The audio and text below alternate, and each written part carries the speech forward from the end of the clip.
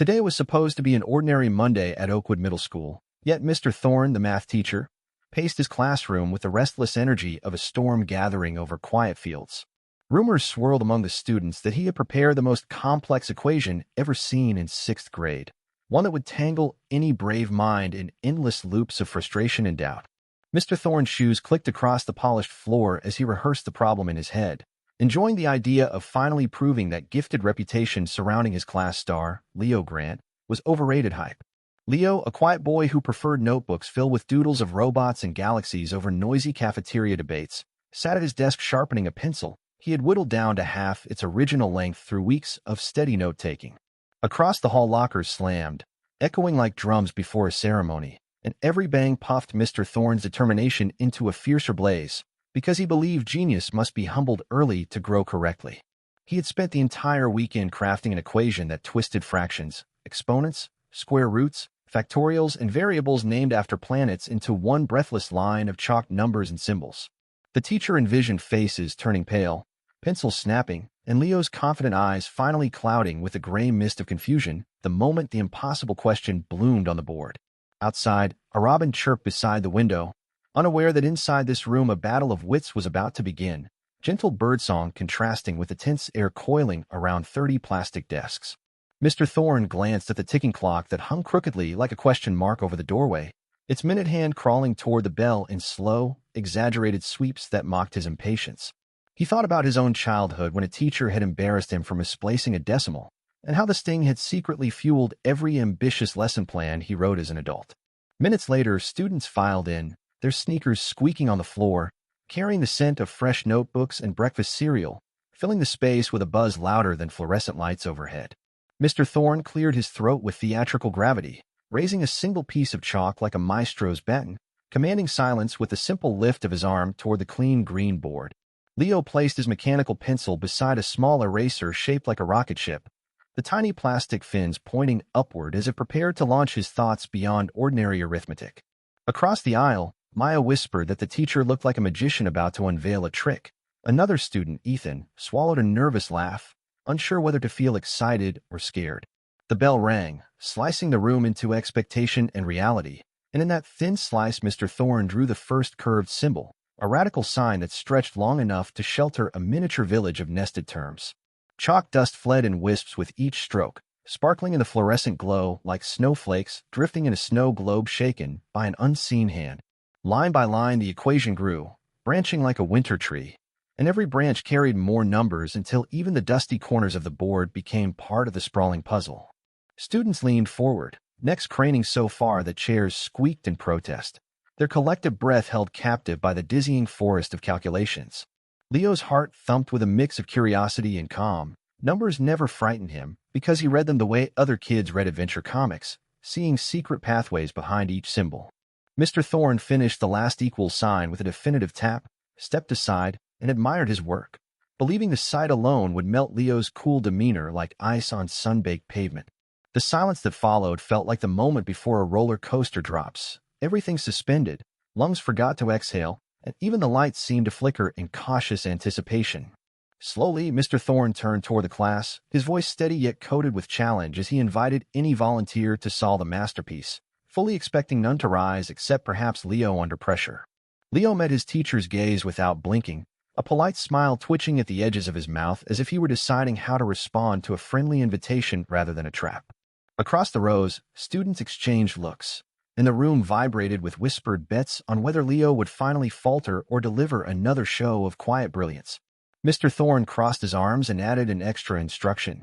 Whoever solved the equation would earn an automatic perfect score for the term, but whoever failed publicly had to tutor 3 classmates after school. The stakes sent a ripple of gasps through the class, because no one wanted to be labeled both defeated and responsible for extra tutoring duty. Leo's fingers drummed softly on his desk, tapping out a rhythm that mirrored the digits of pi he had memorized last summer while waiting for his sister's violin lessons to finish. At last, he stood, his chair sliding back with a scrape that sounded sharper than any announcement, and he picked up his rocket ship eraser as a tiny good luck charm. Mr. Thorne gestured grandly toward the board, as though presenting a stage to a performer, a smirk hiding in the corner of his mouth like a secret he could barely contain. Leo walked to the front, each step calm, his sneakers whispering across the tiles, and when he reached the board he paused, studying the massive equation with eyes that traced patterns invisible to others.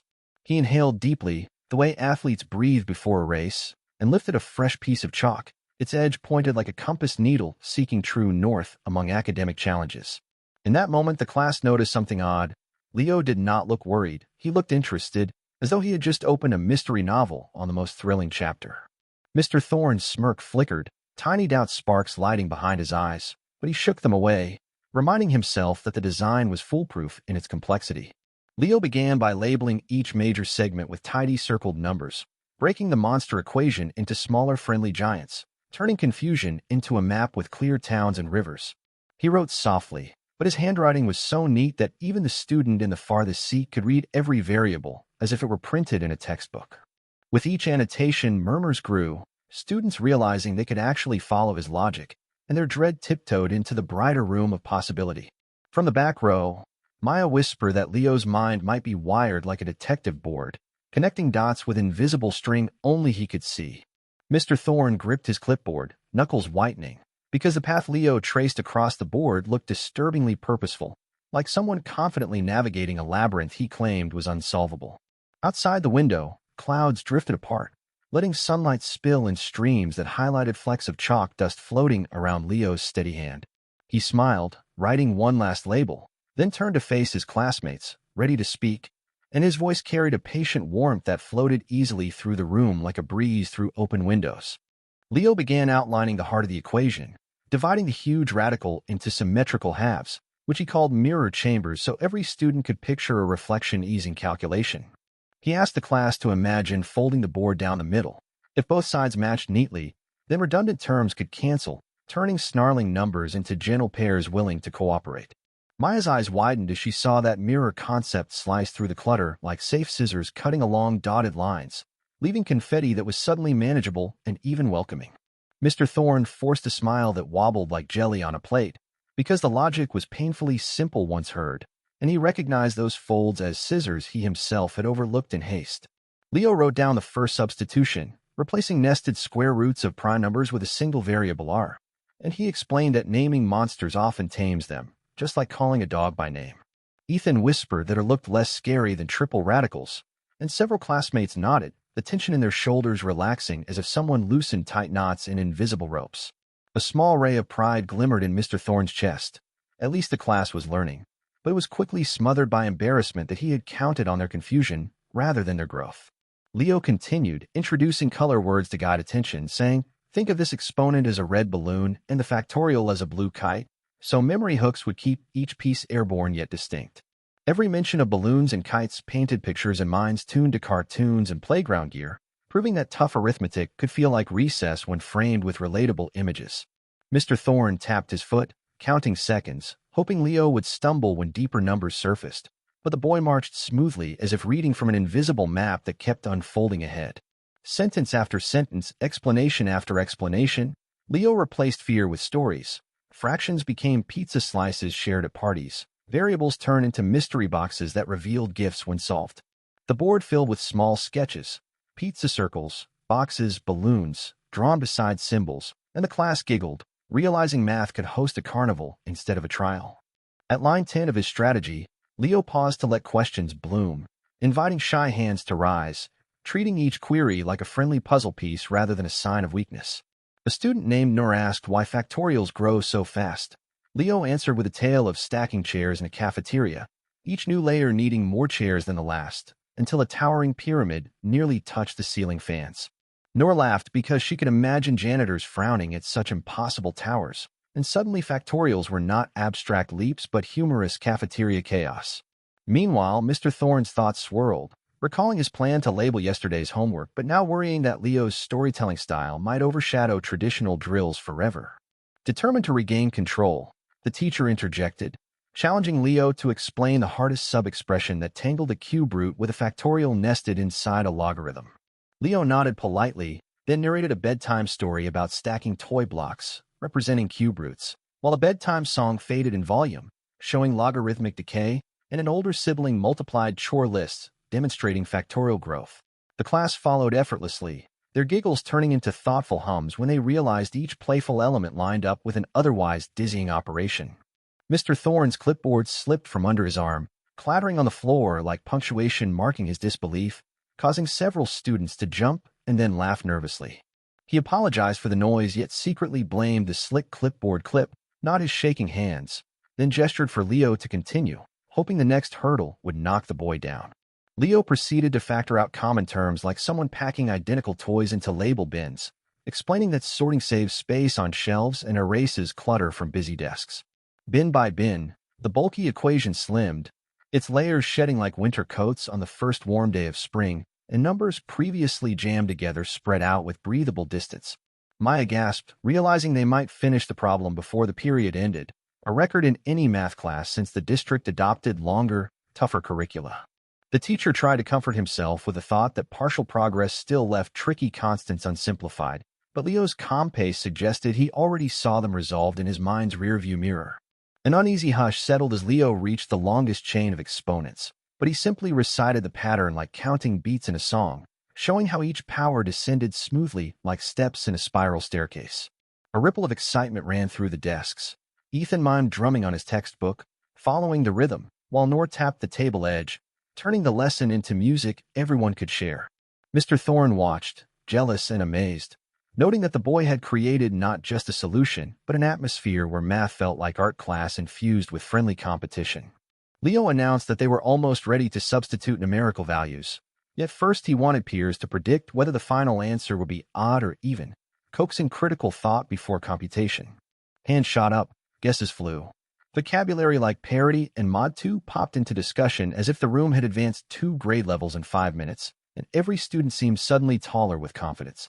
The teacher's ears burned, understanding that his earlier plan to humble had instead empowered, crafting a team of thinkers who were learning at light speed because they trusted the path.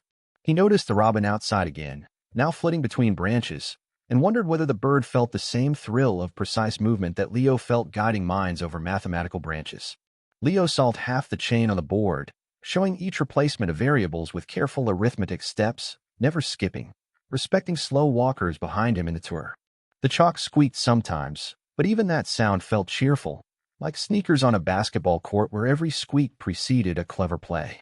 At the 35th sentence of his explanation, Leo invited Maya to the board, saying her earlier question proved she understood factorial behavior, and she reluctantly accepted, cheeks flushing with pride. Guided by Leo, Maya simplified the nested factorial term into a single large number, erasing the most intimidating branch of the equation with just 3 neat lines. Applause burst spontaneously, bouncing off the cinder-block walls, and a grin cracked Mr. Thorne's stern expression before he caught himself and smoothed it out. Leo mirrored the applause for his classmate, stating that teamwork wins bigger puzzles, and the simple phrase planted warm seeds in every listener's mind.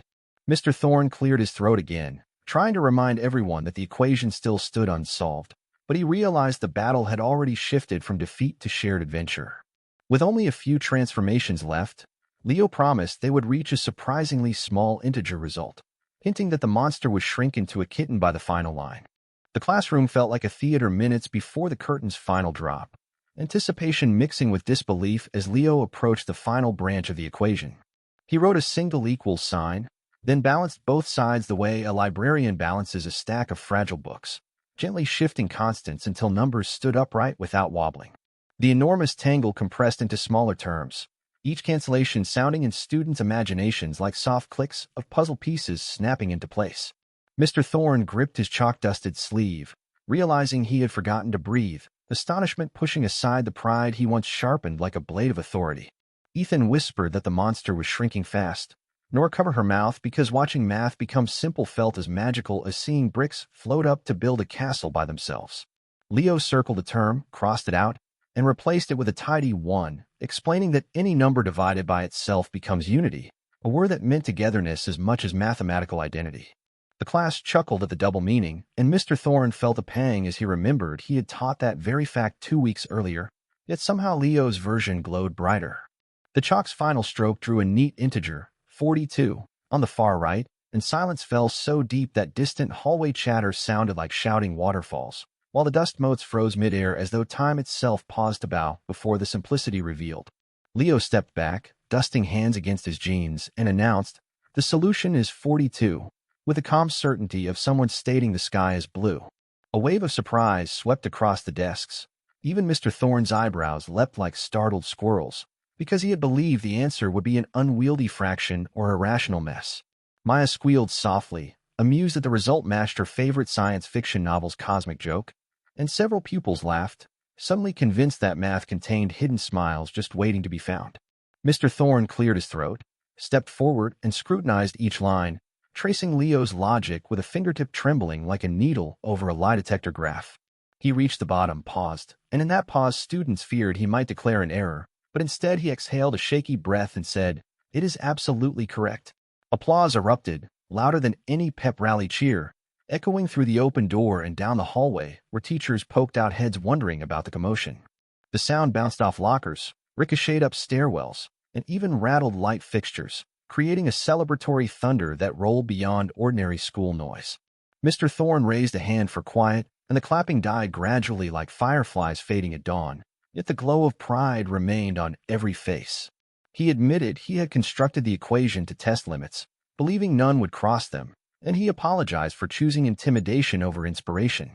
The teacher's voice wobbled with honesty, confessing he once failed a public math test as a boy and wanted to avoid feeling weak again by flipping the script on a student. Leo listened kindly, then replied that everyone fears something. The goal is to invite friends into the maze so no one faces minotaurs alone.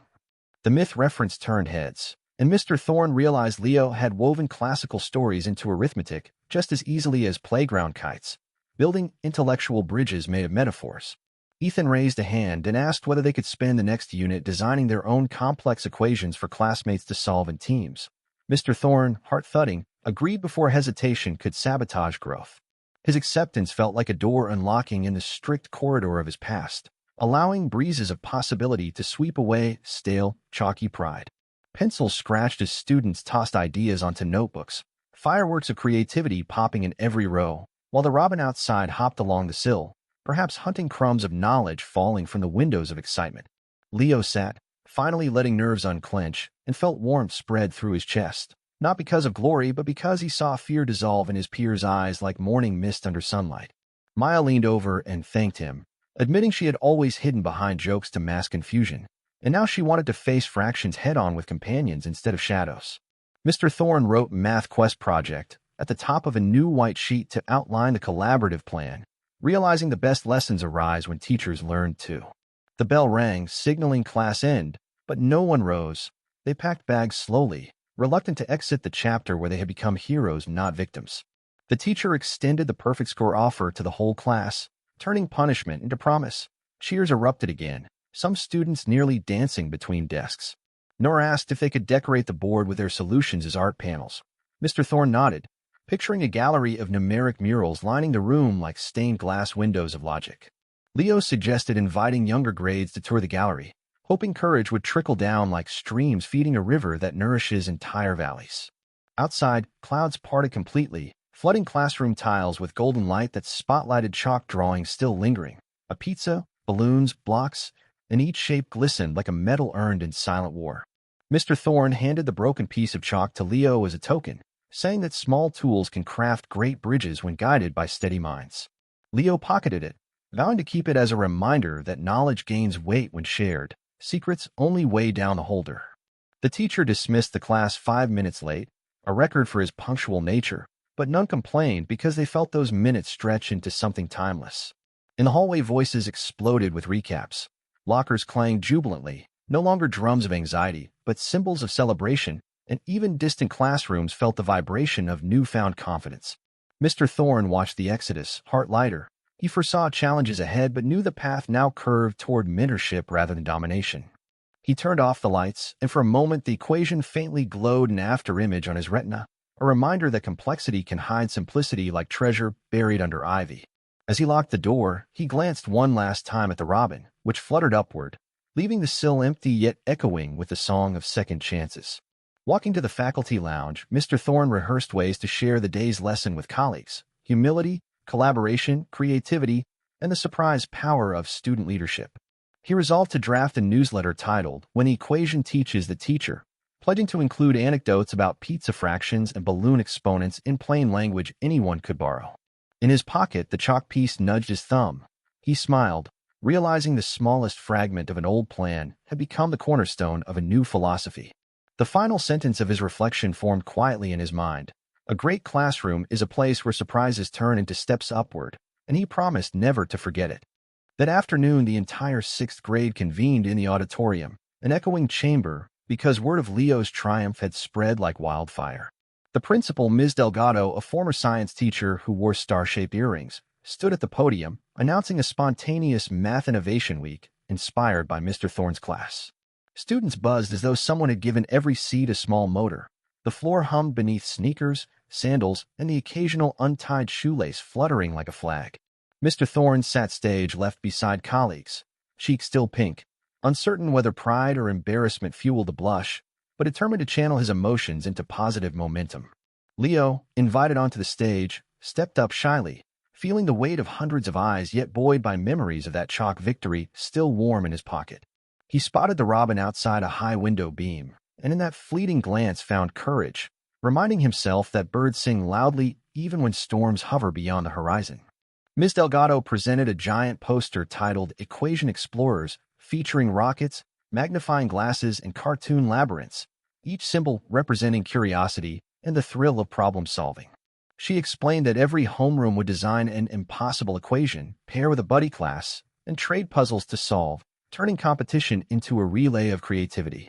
Gasps and cheers burst across rows, because writing challenges felt less intimidating than receiving them, and the idea of swapping added playful mystery, like secret pen pals but with numbers. Mr. Thorne was appointed mentor of the planning committee, a role that both humbled and excited him, for he saw a chance to guide while letting students steer. In his notebook, he wrote, "Facilitate, don't dictate," underlining the phrase 3 times so ink bled slightly, forming a bold reminder he couldn't ignore later.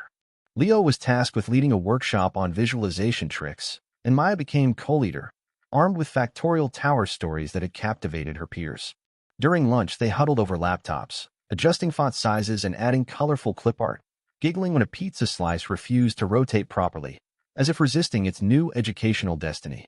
Ethan joined, offering beatboxing transitions between slides, insisting rhythm helps memory, and soon the trio was recording a short soundtrack using cafeteria utensils as percussion. Meanwhile, the custodial staff wheeled tall corkboards into hallways, transforming walls into communal canvases where solutions would soon bloom like murals in a city festival. Nor gathered markers of every shade, labeling bins ideas, halfway thoughts, and eureka, creating a traffic light system so students could pin sticky notes at different discovery stages. By midweek, the school looked less like an institution and more like a colorful research lab run by enthusiastic junior scientists chasing runaway variables with nets made of questions. Ms. Delgado strolled through corridors, earrings twinkling, exchanging high-fives with kids who normally slunk between classes, and teachers whispered that morale had skyrocketed past last year's art fair. Mr. Thorne chaired evening meetings where students sat in circles, brainstorming equation themes, space voyages, dragon genetics, undersea treasure hunts, each idea wilder than the last yet rooted in math. He listened rather than lectured, occasionally redirecting when plans drifted into chaotic territory, but mostly watching with admiration as imagination sprouted wings and soared. One night he returned home clutching a stack of student sketches. He laid them on his kitchen table, and the colorful pages looked like stained glass illuminated by the overhead light. His cat Whisker hopped onto a chair, pawed at a drawing of a dragon breathing logarithms, and Mr. Thorne laughed, realizing the family pet now participated in the learning revolution. The next morning, announcements played over crackly speakers, announcing a puzzle parade in which classes would march through hallways carrying banners that displayed unsolved equations like royal standards seeking worthy champions. Anticipation crackled louder than morning homeroom chatter. Students practiced chants, some tapping rhythms on lockers, others rehearsing call-and-response trivia about prime numbers and polygons. Leo wrote a rap about symmetry, blending vocabulary with rhymes, and convinced Mr. Thorne to beatbox the backing rhythm using nothing but mouth clicks amplified by the auditorium microphone. The rehearsal produced more laughter than precision, yet the joy bound teacher and student into partners rather than opponents, a bond noticeable even to younger students walking past. Friday arrived wrapped in bright sunshine. Classroom blinds were rolled up, letting beams paint geometric patterns on floors where feet danced in anticipation. The parade began, banners unfurling to reveal problems written in neon chalk, spirals of integrals, mazes of fractions, and one elaborate equation shaped like a dragon tail curling around itself. The audience, parents, district officials, and even local news reporters, stood along the walls, phones raised high, recording as if discovering a secret festival hidden inside everyday education. Ms. Delgado signaled the start, and each class strutted down the main hallway, chanting solutions they expected rivals would need to find, leaving breadcrumbs of hints in sing-song cadence. Leo carried the original monster equation, now laminated as a historic artifact, while Maya balanced a cardboard tower of factorial chairs atop her head, prompting cheers every time the tower wobbled yet stayed upright. Ethan drummed on a metal trash can lid, syncopated beats echoing, drawing nods from older students who usually dismissed math as dull but now tapped along unconsciously. Teachers snapped photos, grinning like tourists in their own building, and Mr. Thorne felt tears prick his eyes because the seeds of one challenge had blossomed into a forest of shared discovery. The parade concluded in the gym, where stations awaited, each banner transformed into a puzzle booth, and students rotated in teams, tackling equations with colored chalk, sticky notes, and whispered strategies. Mr. Thorne walked among groups, offering hints only when minds hit genuine walls, careful to supply ladders not elevators, ensuring struggle remained productive rather than punishing. One booth featured the dragon tail integral. Leo guided a group of second graders tracing the tail's curve with glitter glue, teaching them basic shapes of calculus without scaring them with jargon. The younger kids gasped when the glitter line closed perfectly back at the tail's tip, completing the loop, and they shouted, "It's a circle, not a monster," capturing the day's spirit of reframing fear. Parents applauded from bleachers, some wiping eyes as they watched confidence bloom like sudden spring flowers in children afraid of numbers just days earlier. At closing assembly, Ms. Delgado awarded golden chalk trophies, small 3D printed rods engraved with the phrase "Solve together, soar together," handing the first to Leo and the second to Mr. Thorne. The teacher accepted his trophy with a bow, though his heart insisted the award belonged to every student present, and he promised to display it where sunlight could sparkle off its polished surface. News of Math Innovation Week spread beyond the city when a local blogger posted a video of Maya balancing the factorial chair tower, the clip quickly gaining thousands of views. Regional newspapers picked up the story, hailing Oakwood Middle School as a beacon of creative STEM education and placing Leo's calm brilliance at the center of the narrative. Mr. Thorne read one headline, "Student turns teacher's trap into triumph," with mixed feelings, pride winning after a brief stab of regret. That day, he met with Ms. Delgado to propose a yearly Equation Explorers Festival, complete with cross-grade mentorship and community math challenges on the town square. She agreed enthusiastically, scheduling a meeting with the mayor, who loved any initiative that mixed education with public celebration like parades and outdoor art exhibits. Meanwhile, Leo's classmates formed study circles named after their equation themes: dragon logics, pirate parabolas, and space symmetry stars, printing budget membership cards on the library's color printer. Maya designed a simple logo, a lantern shining on intertwined numbers, reminding everyone that illumination grows where ideas overlap. She spent hours tweaking the hue of each lantern ray so that colorblind students could still distinguish contrasts, ensuring inclusivity glowed from every pixel. Ethan remixed the beatboxed rhythms into a 2-minute anthem, adding student voices chanting "Solve together, soar together," and uploaded it to the school website, where it quickly became the morning bell melody. Nor organized a marker drive, collecting and used supplies from neighborhood offices, and soon hallways looked like Technicolor rivers flowing with sticky notes and diagrams. One rainy afternoon, Leo received an email from a university professor who had seen the viral clip and offered to send free math puzzle kits for younger grades. The boy gathered a small council, including shy students who rarely spoke in class, to plan how to adapt the kits into hands-on stations featuring cardboard gears and glitter glue connectors. Mr. Thorne watched from the doorway, heart swelling as an introverted student named Isaac animatedly explained how a simple gear ratio could mimic orbital resonance between moons. The teacher realized he had previously overlooked Isaac's quiet potential, and he vowed to adopt the habit of asking for opinions instead of assuming silence meant emptiness. Ms. Delgado invited parents to an evening showcase. When lights dimmed, the gym's scoreboard displayed a countdown that ended with the unveiling of a massive collaborative mural composed of solved equations forming a phoenix. Gasps rippled as viewers realized the phoenix's tail feathers graded from kindergarten addition facts to 8th grade algebra, symbolizing the seamless journey through mathematical growth. The mural's wings stretched nearly to the ceiling, and every equation was surrounded by student names in small, neat marker script, credits shining like tiny constellation labels on a sky map. A parent volunteer streamed the event live. Comments from other states flooded in, asking how Oakwood turned math into art and requesting guides for their own schools. Overwhelmed yet joyful, Leo typed replies after homework, sharing templates, urging them to modify and share back, creating a feedback loop of collective creativity. Mr. Thorne spent evenings refining lesson plans, swapping long problem sets for project-based challenges where storytelling anchored every concept. He added reflective journals to assignments, prompting students to write how equations made them feel, bridging the gap between numbers and human experience. One journal entry from Noor compared polynomial roots to planting seeds. Another from Ethan likened negative exponents to rewinding a music track, a metaphor so vivid Mr. Thorne quoted it in class. Parents reported dinner conversations suddenly included friendly debates about whether imaginary numbers deserve a nickname, and laughter-filled homes once host to quiet homework struggles. By spring, the mayor approved the festival, promising street closures, chalk drawing zones, and a stage for live equation battles judged by volunteer university students. Leo's team outlined a grand finale involving a cooperative puzzle projected on a downtown wall, where crowd shouts would feed into a microphone, triggering hints displayed like video game pop UPS. Maya secured sponsorship from a local pizzeria in exchange for renaming their Supreme Pie full circle fraction, a pun that delighted social media followers. Businesses donated calculators, notebooks, and portable whiteboards, and the town bookstore set up a story of math window display featuring titles chosen by students. The robin, now nesting in the school courtyard tree, became a small mascot. Art class students painted it on festival flyers, adding a speech bubble reading, "Tweet your solutions." One morning, Leo found a tiny blue feather on the windowsill. He taped it next to the chalk shard inside his binder, a private totem of growth born from surprise and perseverance. During rehearsal for the festival, Mr. Thorne watched Leo coach a third grader through a tricky fraction, using the same pizza slice analogy, and the teacher felt no jealousy, only respect.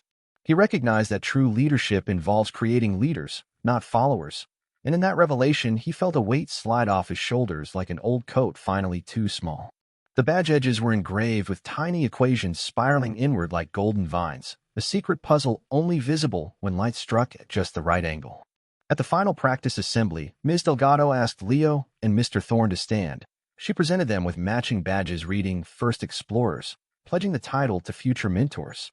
The badges gleamed under stage lights, reflecting onto the smiling audience, who burst into applause that seemed to lift the ceiling tiles with its buoyancy. As sound faded, quiet settled like soft snow, and Mr. Thorne leaned to Leo, whispering gratitude for the chalk shard's lesson, a reminder that humility fertilizes discovery. Leo replied that surprises thrive where minds stay open, quoting his new favorite proverb, and the teacher nodded, accepting wisdom from the student he once underestimated. Outside, clouds broke, releasing late sunlight that spilled across playground asphalt still wet from earlier rain, transforming puddles into mirrors reflecting the school's vibrant banners. Children hopped across the wet patches, laughing, leaving footprints shaped like exclamation marks stuck to the story they were writing together every day. That evening, wind carried the echo of their laughter past darkening streets, weaving through porch railings like a melodic proof that learning shared becomes community music. In notebooks on desks across town, equations awaited Monday revisions, but none felt heavy. They felt like riddles and treasure hunts ready to unveil shiny coins of understanding. Mr. Thorne, locking his classroom for the weekend, gazed at the Phoenix mural one more time and realized it mirrored his own journey from ashes of insecurity to wings of collaborative fire. He breathed deeply, pocketed his golden chalk trophy, and stepped into the twilight, heart glowing brighter than the streetlights flickering to life along the quiet road home. The day of the first town-wide Equation Explorers Festival dawned crisp and clear, a sky so blue it looked freshly painted, promising adventure without a single cloud of doubt. Dew still clung to grass, and the first rays of sunlight painted rooftops gold, visible even to sleepy eyes. Vendors set up booths along the blocked main street, stringing colorful pennants between lampposts, while speakers tested the anthem beat echoing against brick storefronts. Families arrived carrying picnic blankets and curiosity, children tugging parents toward chalk-drawn mazes already covering sidewalks like sprawling treasure maps visible from rooftops. On stage, Ms. Delgado welcomed everyone, her star earrings sparkling like twin suns, declaring that math no longer lived only in textbooks but in every chalk line, drumbeat, and shared smile. Leo stepped forward, microphone in hand, leading the crowd through a warm-up puzzle that compared stacking oranges to finding triangular numbers, and laughter erupted when someone guessed 7 million as the answer. Mr. Thorne, positioned backstage, watched Leo move with confidence, noting how the boy's shoulders no longer hunched and his voice carried clear even at the back row of food trucks. Maya organized a build-your-own factorial tower station using recycled cardboard boxes. By noon, towers dotted the square, each crowned with student-drawn flags depicting dragons, rockets, or phoenixes. Ethan hosted a rhythm booth where visitors clapped out exponent patterns, turning math into communal music. A toddler giggled when a perfect power of 2 caused confetti cannons to pop. Nor led a scavenger hunt where clues were disguised as coordinate pairs stuck to lampposts. Teams plotted points on free graph paper, revealing the outline of the town's historic clock tower. Local news cameras captured every scene, and live stream views climbed, viewers sending emojis that floated across a giant projection screen, adding digital applause to physical cheers. At midday, the mayor unveiled a new town sign reading, "Welcome to Oakwood," where problems become possibilities, causing a buzz of pride to ripple through citizens like wind-rustling festival banners.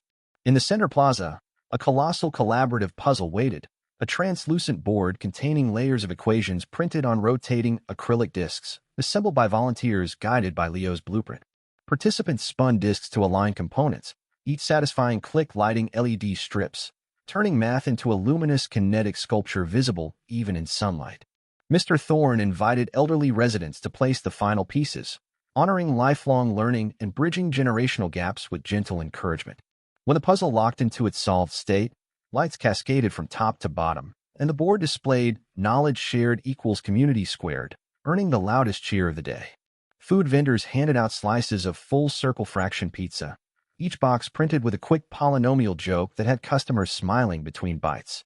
As the afternoon sun lowered, shadows stretched across chalk art, and festival-goers traced them, discovering they perfectly lined up with angle measurements drawn earlier by fifth graders. Ms. Delgado announced the festival's closing challenge, a live equation battle between mixed-age teams coached by volunteer teachers, including Mr. Thorne, who now wore his first Explorer badge proudly. The teams clustered around large whiteboards, timers beeped, audience members chanted supportive slogans, and laughter competed with concentration in a symphony of collective effort. Leo's team faced a tricky set of nested fractions. Remembering the pizza analogy, they redrew the problem as a layered pie, slicing away complexity piece by piece until only the crust of a simple integer remained. The confetti caught late sunbeams and lingered midair like pastel fireflies, drawing delighted squeals from nearby toddlers clutching festival balloons. A scoreboard flashed every correct answer with fireworks animations and confetti cannons, modified from Ethan's exponent booth, fired biodegradable paper bits that floated like pastel snow. Mr. Thorne's heart hammered with excitement rather than anxiety. He moved from group to group, offering quick metaphors, feeling more like a coach on game day than a disciplinarian. When the timer buzzed, judges tallied results, announcing that collaboration had trumped competition because every team solved at least one equation, a first in the event's prototype history. The crowd roared approval, validating the festival motto written across every program. "Together we rise to the solution." As dusk tinted the sky lavender, portable lights flickered on, illuminating chalk murals now glowing under blacklight strips installed by Science Club volunteers. A final acoustic version of Ethan's anthem played, families swayed, teachers hummed, and the robin's trill floated above like a delicate flute solo. Ms. Delgado invited Leo and Mr. Thorne to extinguish a symbolic lantern on stage, signifying the end of the festival, but the beginning of year-round exploration. Leo thanked everyone, voice steady but eyes shining, crediting classmates, teachers, parents, and the tiniest spark of surprise that started the chain reaction. Mr. Thorne added that mistakes can be seeds if planted with humility and watered with curiosity, eliciting nods from adults who recognized wisdom wrapped in gentle words. They lowered the lantern's wick together, and applause rose like a steady tide, surrounding them in waves of appreciation that felt both immense and intimate. After cleanup crews gathered litter and volunteers stored booths, the town square settled into peaceful quiet, chalk still bright under streetlights. Leo walked beside Mr. Thorne toward the school, passing murals that would fade with rain yet live forever in memory, each step echoing the lesson that complexity can turn to color when hands join. The teacher promised to keep challenging and learning, and the student vowed to keep sharing and listening, agreements spoken softly but resonating like bells in their hearts. Overhead, the first stars emerged, reminding them that equations govern orbits just as surely as they guide lantern geometry, proof that wonder-link sky and sidewalk. The robin flew off toward its nest, silhouette crossing the crescent moon, and in that simple arc Leo saw a graph, Mr. Thorne saw a story, and both smiled at the shared perspective. The festival banner flapped once more in a gentle breeze, revealing the slogan "Solve together, soar together," before folding itself neatly in the calm air. In that moment of stillness, teacher and student realized the journey from embarrassment to empowerment had been an equation in itself, variables solved through openness, patience, and collaboration. They parted at the school gate, exchanging a quiet high five, chalk against feather tucked safely in Leo's pocket, golden badge shining on Mr. Thorne's chest. Night deepened, cicadas sang background percussion, and Oakwood slept, holding within its quiet streets the proof that a single surprise written in chalk can rewrite countless futures. In classrooms now dark, whiteboards waited for tomorrow's ideas, ready to glow with new equations written by young hands unafraid of complexity and by teachers unafraid of surprise. The following Monday began with sunlight spilling like liquid gold through classroom windows, and every beam seemed to whisper that the Equation Explorers Festival was only the first chapter of a longer adventure. Students carried weekend stories the way travelers carry souvenirs, eager to show stickers, photos, and confetti bits still clinging to sneakers from the chalk-covered streets downtown. Mr. Thorne entered homeroom earlier than usual, placing a new bulletin board at the back, its cork surface blank except for a title in bright letters reading, "Next Big Problem. Write yours here." Leo, Maya, Ethan, Nor, and Isaac gathered around the board as if around a campfire, their eyes shining with possibilities hotter than any spark the teacher had ever lit alone.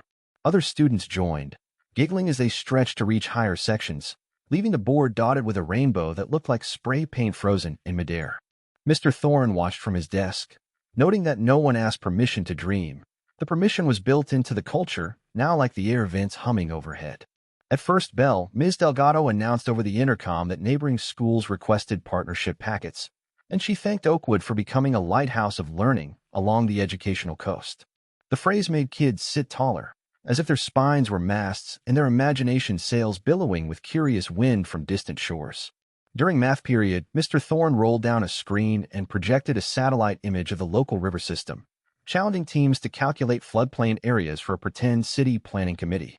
He explained that real engineers use similar math to protect families, and suddenly decimals and square units felt like shields forged by numbers rather than chores assigned by adults. Leo's group named their hypothetical town Feather Falls in honor of the robin mascot, a reminder that inspiration can fly into a window frame and change everything. As each team measured curves and angles, laughter blended with the scratch of mechanical pencils, creating a soundtrack that rivaled any lunchtime playlist. Maya guided younger students through a quick recap on unit conversion, turning centimeters into meters with a pizza analogy so clear even visiting fifth graders grinned with confidence.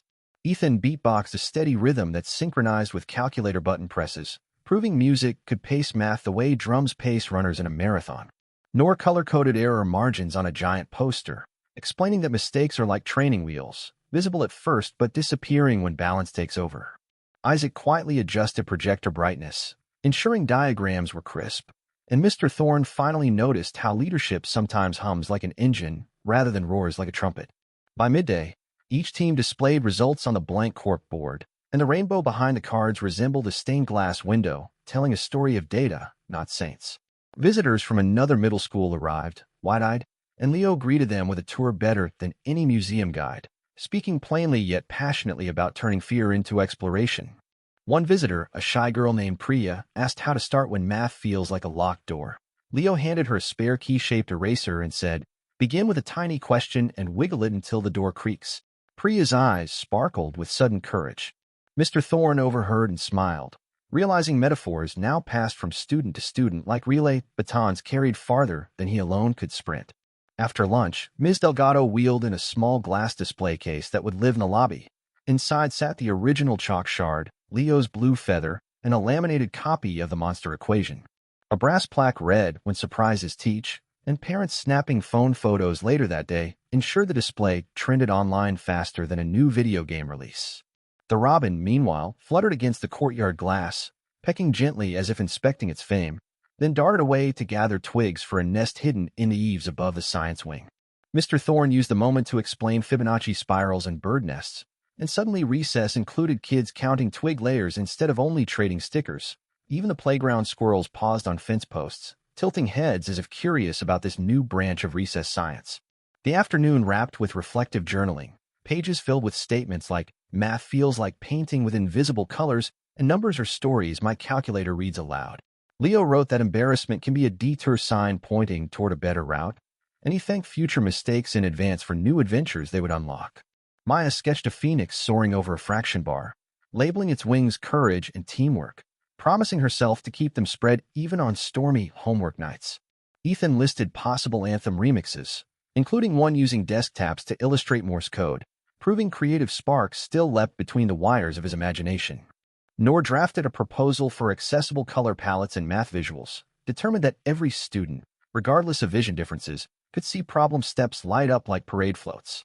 Isaac penciled a schematic for a low-cost document camera, hoping to stream live equation art to classrooms without projectors, connecting distant learners to Oakwood's newfound flame. When the final bell rang, nobody sprinted for the door. Instead, they drifted out like readers reluctant to close a thrilling novel at the best chapter. Mr. Thorne locked eyes with Leo and gave a small salute shaped like tracing an imaginary radical sign in the air, a symbol of challenge turning friendly. Leo laughed, mirrored the motion, and responded with an equal sign gesture, sealing the unspoken promise that every challenge deserves a clear, shared solution. In the parking lot, parents traded festival stories like baseball cards while autumn leaves skittered along asphalt, drawing fractal patterns that younger siblings tried to trace with chalk bits. Ms. Delgado waved goodbye, her star earrings glinting orange in sunset light, and she whispered to Mr. Thorne that next year's festival budget had already doubled thanks to community sponsors. The teacher's pulse quickened with both excitement and gentle fear, proving that even mentors feel butterflies before big climbs, and he welcomed them as old friends instead of foes. That evening, Leo opened his bedroom window and set the chalk shard on a sill next to the feather, letting moonlight turn them silver, a tiny lighthouse guiding homework ships through dark waves of variables. He started sketching a new equation shaped like a spiral galaxy, edges soft enough for sixth graders yet deep enough for curious adults, determined to keep darkness full of stars rather than shadows. Across town, Mr. Thorne typed the first lines of his newsletter, beginning, "Yesterday, I tried to humble a student. Today, the same student taught an entire town why humility matters." Oakwood streetlights flickered on, illuminating chalk ghosts of weekend murals, and somewhere between the glowing pavement and the silent sky, math and wonder shook hands in lasting friendship.